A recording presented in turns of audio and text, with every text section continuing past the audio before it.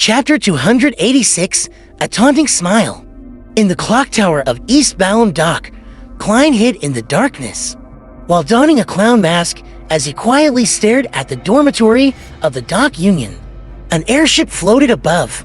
He couldn't see the details of the battle, and he had no way of knowing the developments of the operation in the red brick building.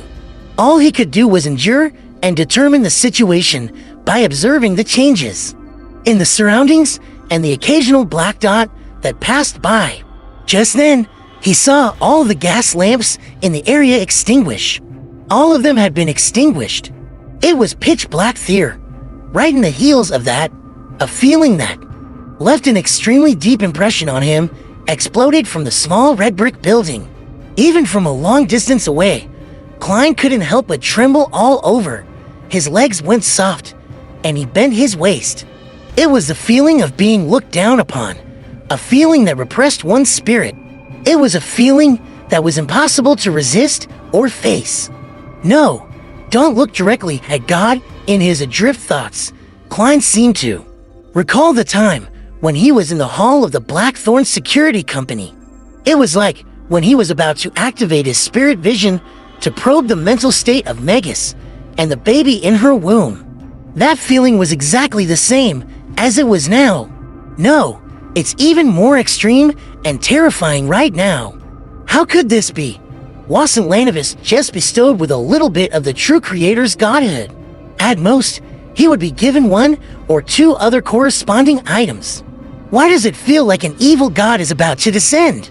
Before Klein could shake off the trembling of his body and the numbing of his thoughts, he suddenly felt a deep, serene, and profound darkness engulfing the feeling that couldn't be looked at, probed, or resisted. The two sensations were obliterated at the same time, causing the gas lamps in the surrounding area to light up once again. The airship, which couldn't stop itself from plummeting, floated back up again. Everything seemed to return to its original state, without the slightest change. But Klein didn't believe that everything was over. He stood up with all his might, knowing that something important had happened in the red brick building. The feeling that exceeds a beyonder, at a fundamental level, is no longer there, nor is there the feeling of the descent of an evil god. This means that the true creator, or Lanavis plot has failed. However, the Nighthawks must have suffered some sort of serious blow as well. They might not even have much strength left at that moment. Klein's heart stirred. He quickly took out the spirit pendulum inside his left sleeve, holding it with one hand as he said in a low voice, "Lanavis is no longer dangerous at the moment." After quickly repeating it 7 times, he opened his eyes and saw that the topaz pendant was rotating counterclockwise. However, its frequency wasn't fast and its amplitude wasn't large. This showed that Lanavis was still a dangerous man, but to a lesser degree. What caught Klein's attention was something else. The divination hadn't failed again. This meant that Lanavis had been separated from the godhood bestowed upon him by the true creator. A cold wind blew, seeping deep into Klein's bones, causing him to shiver. He felt as if an electric current had instantly drilled into his brain from the soles of his feet. Maybe I can do something. He suddenly had this thought and no longer hesitated. He took 4 steps counterclockwise in the dark clock tower and went above the gray fog. Without wasting any time, he sat down and conjured a piece of yellowish-brown goatskin parchment and wrote a divination statin, Lanavis escape route. Klein leaned back, quickly chanted the statement, and entered a deep dream. In that illusory, separated, misty world, he saw the slush-filled sewers with their dark, dirty tunnels and rusty metal pipes. It was cramped and sealed. It's these sewers. Klein immediately woke up, enveloped his body with spirituality, and descended into the gray fog. As soon as he returned to the real world, he took a few steps back and came to the side of the clock tower that faced away from the airship. Klein didn't walk down the spiral stairs, but instead somersaulted over the dark yellow fence. With the help of the platform, the bulging spots, and the decorations on the surface of the building, He jumped down level by level. His body was so balanced, it was as though he was walking on the ground. In a very short period of time, his feet stepped on the thick flagstones on the street. Inside the small red brick building, two Nighthawks wearing red gloves had collapsed by the door unconscious. The ancient silver-plated mirror had rolled to a corner, but it was no longer special. It no longer looked anything like a Grade 1 sealed artifact. However, one could clearly feel that it was recovering bit by bit. Crested Sesamir was kneeling at an intersection. A stream of tear-like blood streaked down the corners of his eyes. His short, golden brown hair hung limply, and his standing collars on his windbreaker and shirt were in tatters, revealing his relatively sharp chin and his thin, stiff mouth. Gasping for air, a distorted, semi-illusory, and translucent face appeared on each of his teeth. Sesamir braced himself with his left red glove hand on the ground. With difficulty, he straightened his neck and looked straight ahead. Directly in front of him was a staircase to the second floor, above which stood Lanavis, who had his linen shirt completely unbuttoned. Lanavis stood very straight, with a pure white, smooth-boned sword stuck in his chest. The skinless flesh no longer formed the outline of the hanging man's figure, leaving behind a void. Vaguely, one could even see his back through the hole in Lanavis' body. Lanavis moved with great difficulty before suddenly laughing loudly. He said with a maniacal laugh, "Ha! Ha! Thank you. I really need to thank you. For real. Look at my sincere eyes. I really want to thank you. If you hadn't discovered me and arrived in time, I would truly become the vessel of the true creator when he descends in a few months. When that happens, how different would it be from dying?" Sesamir was stunned when he heard that. He refused to believe that the person who had his crutch destroyed thanks to his hard work would be so happy. At that moment, he wished to stand, but he couldn't. He was also powerless to resist. When Lanavis saw his confusion, he coughed and said with a smile, "Do you know? To people like me, it's the most miserable thing when there's no one to share a great accomplishment that I'm proud of. Cough. When I was in Tingan City, I was deceived by the true creator, who not only initiated the descent of his spawn, but he also secretly planted a sapling in my body. No, I even believe that Megas's child was just his ruse. He didn't even get the members of the Aurora Order to protect her to divert attention. It was as though he knew from the beginning that the ploy would end in failure. His true descent was set up inside me. The godhood he bestowed upon me suddenly combined with the sapling in my body after I reached Backland. Ha! Can you imagine that?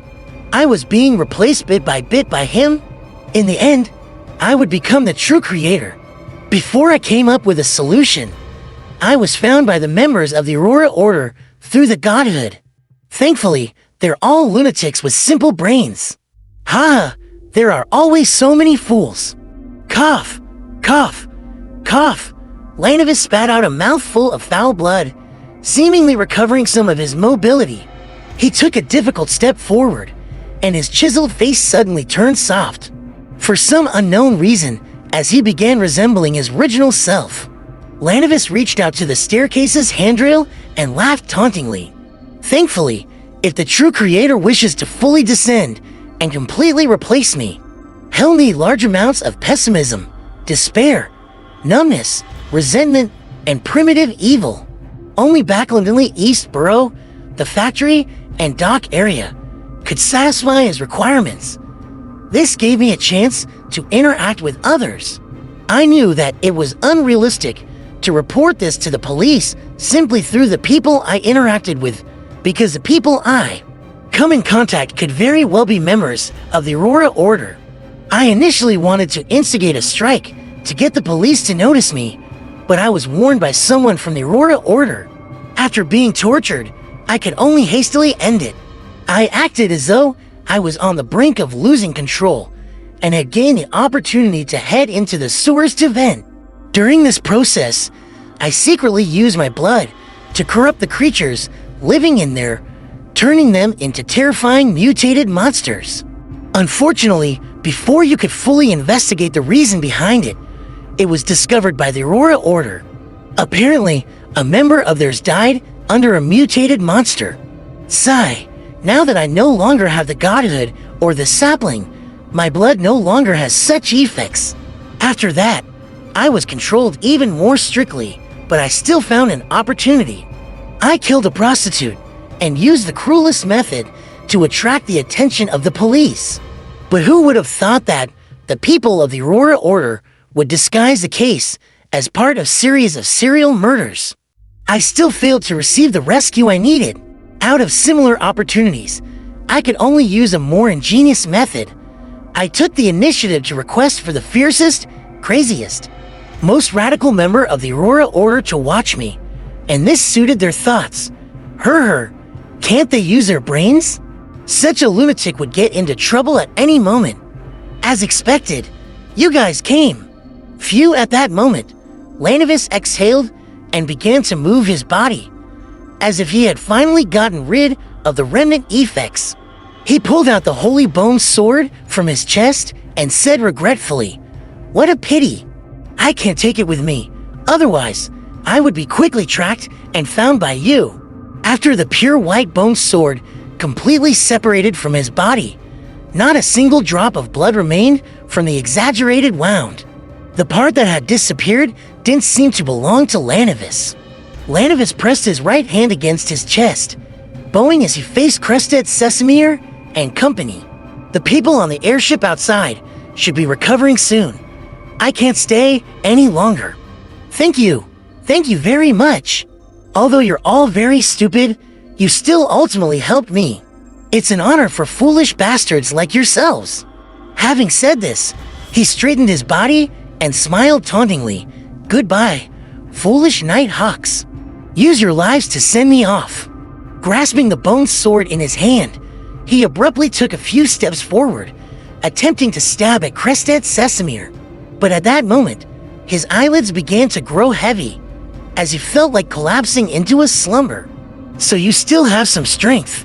This is troublesome. Lanavis bit his tongue gently and suddenly threw the Holy Bone Sword at the unconscious Nighthawk by the door. No, Sesamir waved his hand with the strength he accumulated through painstaking means, causing an invisible entity to divert the Holy Bone Sword. Lanavis seized that opportunity and dashed to the side. He somersaulted out the red brick building through the window at the washroom at the end of the corridor. Soon after, he opened a manhole cover along the streets and quickly climbed into the sewers. Lanavis seemed to be very familiar with this place. Even though it was dark, he could still run, jump, and turn, quickly fleeing deep into the maze of sewers. Suddenly, he instinctively stopped and leaned back. Oof! A card had stabbed deep into his right chest, and blood began dripping profusely from its edge. Lanavis looked up, and with his ability to see in the dark, he saw his attacker. It was a medium-sized man in a worker's uniform, wearing a mask with a raised mouth and red nose. It was a happy clown.